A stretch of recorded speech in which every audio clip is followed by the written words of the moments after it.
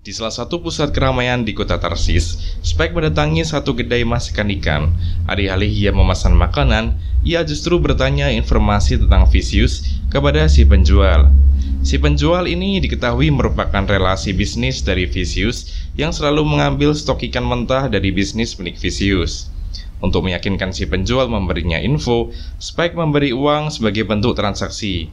Mirip-mirip zaman koboi zaman dulu, di mana info penting diperjualbelikan. Si penjual menerimanya akan mendatangi Spike untuk berbagi informasi yang ia dapatkan dengan catatan Spike tetap bertahan di kota Tarsis untuk sementara waktu. Jet bermaksud memberi hadiah putrinya yang tengah berulang tahun. Ia membidik boneka Walkie Sally sebagai hadiah yang diinginkan putrinya. Tapi betapa tidak beruntungnya ia melihat boneka tersebut sudah terjual habis di semua toko di kota Tarsis. Jet bermaksud untuk pergi ke kota lain karena ia tidak mendapatkan barang yang ia inginkan. Tapi Spike yang masih punya urusan di Tarsis berusaha untuk membujuk Jet untuk bertahan di sana. Ia mengiming-imingi banyak uang dengan mengajak Jet memburu bounty buronan yang tengah merajalela di kota Tarsis. Jet menerima tawaran Spike dan mulai melakukan analisis tindak kejahatan si buronan. Diketahui bahwa buronan tersebut tidak bernama dan tidak diketahui identitasnya. Satu-satunya hal yang bisa mereka analisis adalah dari footage CCTV. Namun karena jejak CCTV yang terbatas, Jet memanggil temannya bernama Woodcock, seorang agen penjual rekaman CCTV. Setelah melalui proses tawar-menawar, Jet mendapatkan rekaman aksi buron saat membunuh orang-orang. Jet menemukan fakta penjahat buronan menculik dan membunuh orang-orang dengan alat pengubah wajah sehingga ia pede menatap CCTV saat beraksi. Itu juga yang menyebabkan dirinya tidak diketahui identitasnya karena wajahnya yang selalu berubah-ubah di setiap aksinya. Jet kemudian mencari Doc Holliday, orang yang punya pengacau sinyal pengubah wajah untuk melakukan aksi penangkapan buron. Sementara Spike masuk ke dalam klub malam memata-matai keberadaan buron yang diketahui sering pergi ke sana. Penjahat buron memasuki klub, Spike berhasil mendeteksinya dan meledakkan pistol untuk mengancam. Namun buron begitu sigap memanfaatkan sedikit kelengahan Spike untuk melarikan diri. Spike mengejarnya hingga sampai di atas klub tersebut. Di sisi lain, Jet malah melakukan transaksi boneka Walkie Sally demi anaknya pada seorang penjual pasar gelap. Si Spike one-on-one di atas klub duel dengan si buronan. Spike ditendang dengan keras oleh buron, terperosok dan nyaris jatuh dari atas gedung. Untungnya, Jet tiba namun terlambat untuk melakukan backup, berusaha menembak buron yang tengah berusaha kabur. Untungnya Jet masih bisa menyelamatkan Spike yang nyaris jatuh. Buron berhasil melarikan diri lagi. Di markas operasi bisnis Syndicate, Vicious terpaksa memberhentikan bisnisnya sementara mengingat ia mendapatkan peringatan dari para tetua untuk tak sembarangan bertindak dalam bisnis Red Eye-nya mengingat peristiwa Asimov kemarin. Ia kemudian berusaha meninggalkan tempat tersebut tanpa meninggalkan jejak satupun sehingga Vicious dan bawahannya dengan tega menembaki para pekerja bisnisnya yang merupakan pengungsi gelap. Sementara itu Julia, istri Vicious, menemui wanita pemilik bar. Rupanya Julia ini merupakan salah satu artis performer di bar tersebut. Julia minta resign dari sana karena alasan yang tidak ia beberkan kepada si wanita tua. Jet putus asa mencari buron yang berhasil lari. Ia juga sedih karena boneka Walkie Sally satu-satunya malah rusak. Jet putus asa ingin meninggalkan Tarsis, namun Spike berusaha memujuknya untuk tetap melanjutkan pencarian buron. Spike yang masih bisa berpikir jernih mengajak Jet masuk lagi ke dalam klub karena menurut Spike, si buron pasti punya wanita langganan yang bisa mereka jadikan sebagai sumber informasi untuk menemukan si buronan tersebut. Di adegan lain, tampak si buron sampai di markasnya. Di sana, ternyata ia sudah mengumpulkan banyak hewan anjing. Entah apa yang membuat si buron begitu marah terhadap anjing-anjing tersebut, ia menodongkan senapan mesin dan siap untuk membantai anjing-anjing tersebut.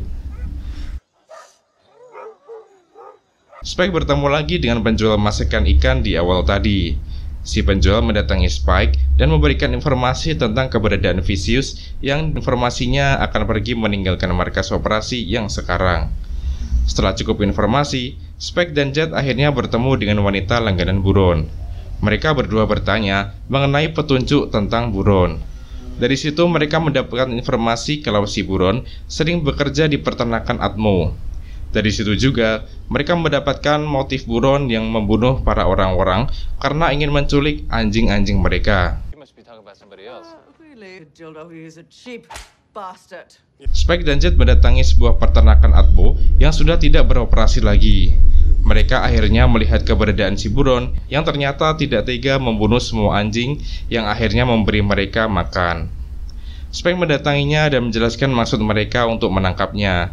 Si buron berujar, ia menculik para anjing dan awalnya bermaksud untuk membantainya karena orang-orang bumi dulu lebih mementingkan anjing-anjingnya selamat daripada keluarganya.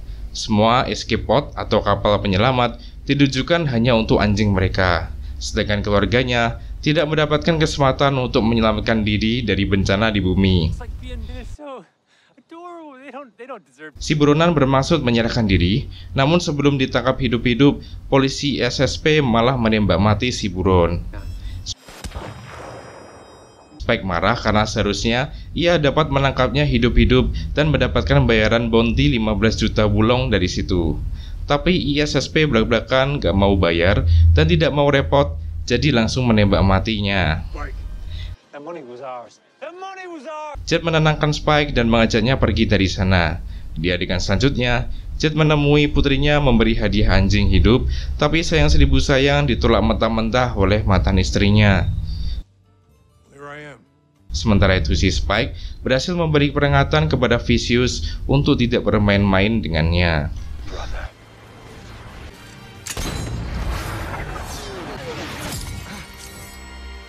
Sorotan beralih ke cewek bounty hunter yang pernah berkonfrontasi dengan Spike di peristiwa Asimov. Ia bernama Faye Valentine, meskipun itu bukan nama aslinya. Di pesawat, ia berdandan bermaksud untuk menemui seseorang yang telah membuatnya amnesia. Rupanya, Faye adalah manusia cryo dari proyek pembekuan manusia yang dicairkan yang menyebabkan dirinya amnesia, tidak tahu siapa dirinya sebenarnya. Faye menemui Mark, orang di balik pencairan manusia-manusia cryo yang dibekukan sebelumnya. Ia mengancam Mark demi mendapatkan kembali identitas tentangnya, kemudian menyuruhnya menghubungi Whitney, orang yang selama ini dianggap Faye sebagai ibunya. Ternyata tidak sama sekali ya, itu bukan ibunya. Saat Mark menelpon Whitney untuk merencanakan pertemuan, tiba-tiba ada 3 orang pembuat kerusuhan mengatasnamakan aktivis ramah lingkungan hijau bernama Front Lingkungan Hijau. Mereka menangkap CEO Cow Construction bernama Cadena, perusahaan yang membangun bangunan di Callisto dengan menghabiskan pohon-pohon hijau.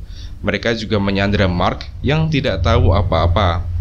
Rupanya mereka tak terima dengan perlakuan Cow Construction dan memprotes untuk membatalkan pembangunan gedung-gedung di Callisto.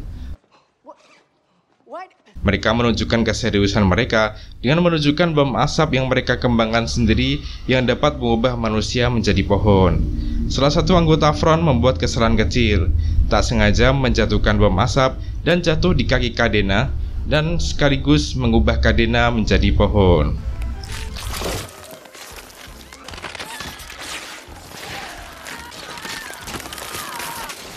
Semua orang panik melihat kejadian tersebut.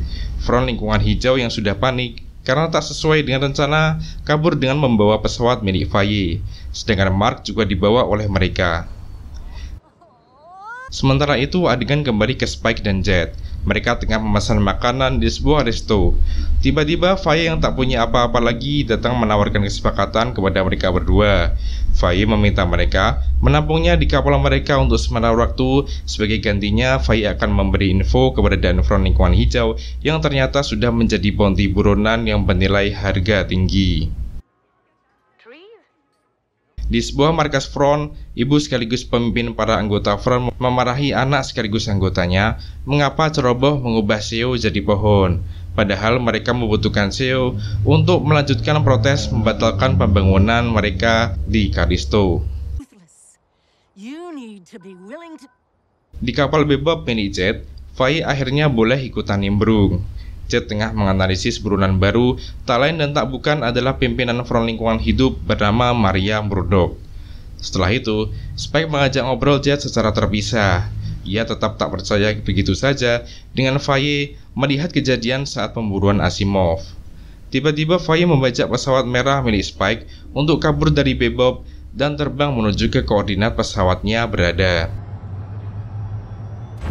Vicious menemui istrinya, bilang mereka akan segera pindah meninggalkan tempat tersebut atau rumahnya selama ini.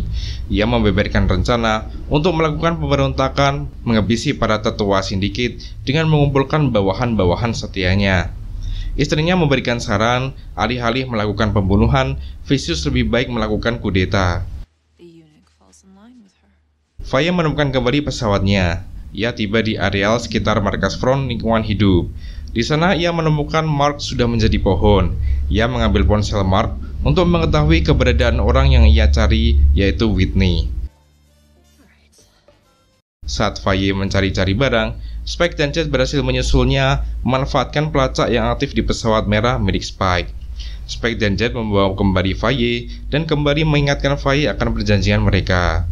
Pada akhirnya mereka bertiga terbang menemui orang bernama Howard Culpeper, mantan suami Maria Murdoch, untuk mendapatkan informasi keberadaan dan rencana Maria. Sampai di kediamannya, mereka bertiga melihat beberapa orang jadi pohon, termasuk Howard itu sendiri.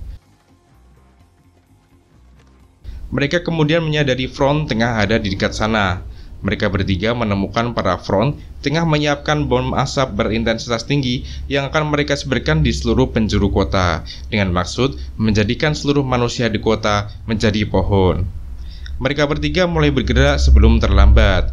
Faye beraksi duel dengan si anak perempuan, namun karena kalah mekanik dan perlengkapan, si anak perempuan dan Maria Murdoch berhasil terbang melarikan diri dengan pesawat, meninggalkan anak laki-lakinya yang masih sibuk menyiapkan bom asap. Faye mengejarnya dengan pesawatnya. Saat terbang menembus atmosfer, terlintas pikiran Faye ingin kabur meninggalkan misi untuk menemui Whitney yang sudah ia ketahui keberadaannya lewat ponsel Mark demi identitasnya kembali. Di daratan, Spike dan Jet berhasil menghentikan peluncuran bom asap. Maria marah dan menembakkan rudal mengarah ke tempat Spike dan Jet. Melihat rudal melintas, Faye tak kuasa membiarkannya begitu saja. Faye berubah pikiran, membelokkan arah pesawat dan menabrakkan pesawatnya di rudal untuk menghentikan laju rudal. Alhasil, Spike dan Jet selamat. Di pesawat Maria, si anak perempuan kecewa dengan tindakan ibunya dan memilih suicide dengan bom asap hingga merubah mereka berdua menjadi pohon. Faye yang terjatuh dari pesawatnya masih bisa diselamatkan dengan sejumlah luka ringan. Ia dirawat di dalam kapal Bebop. Spike yang melihat aksi Faye menyelamatkannya dan Jet resmi dijadikan sebagai anggota komplotan bounty hunter Amerika yang berjuluk Bebop Crew.